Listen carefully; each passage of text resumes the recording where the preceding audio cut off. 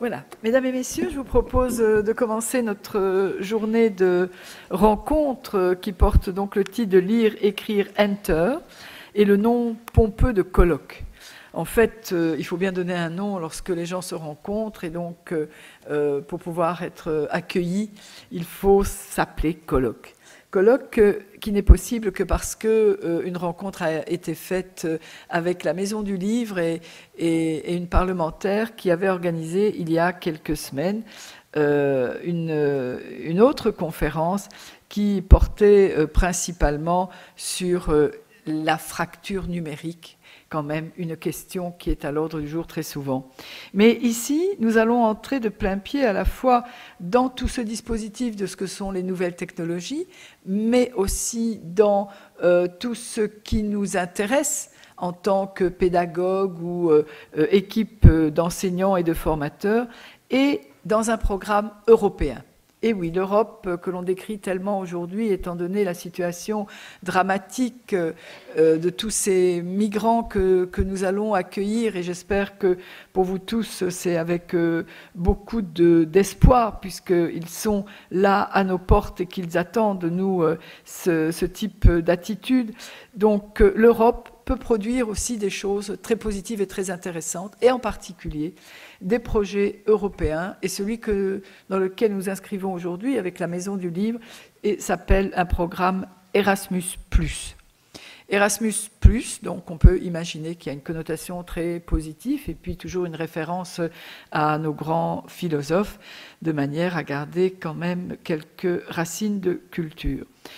Une journée qui, je l'espère, pour nous tous sera enrichissante et qui se complétera, je voudrais le dire déjà aujourd'hui, par une rencontre demain en atelier qui se font directement à la Maison du Livre. Mais donc, une rencontre aussi qui va nous permettre de mieux comprendre le fonctionnement de ces outils qui, normalement, devraient être source d'inclusion dans un nouveau modèle de société qui se veut décentralisé, mais aussi avec des outils, cependant, qui nous amènent à nous poser beaucoup de questions, à la fois sur la place du formateur, sur la place de l'outil, sur l'intégration, sur le parcours scolaire, et voir de quelle manière est-ce que nous pouvons en tirer le meilleur bénéfice. Mais en tirer le meilleur bénéfice, ça doit avoir un objectif. Et notre objectif reste et restera, parce que même des colloques faits dans un espace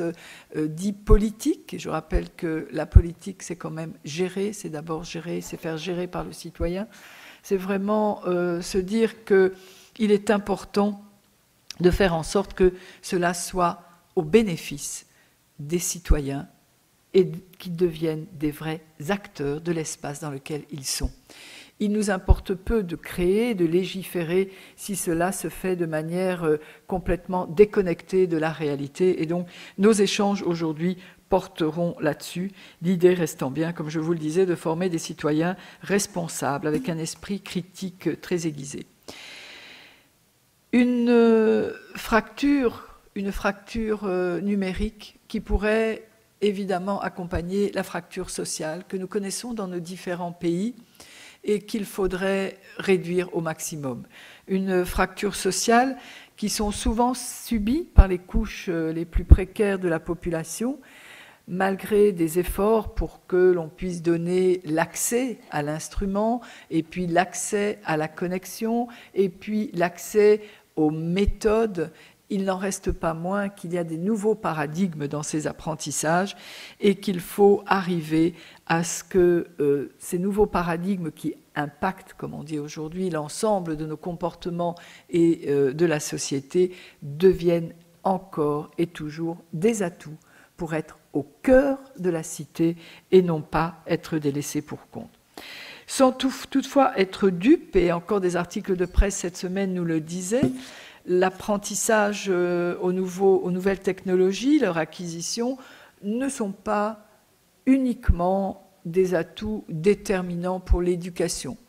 Il reste encore et toujours tout l'environnement qui est extrêmement important. L'environnement socio-culturel reste déterminant, que l'on ait ou que l'on n'ait pas les nouvelles technologies à ses côtés. Et donc, malgré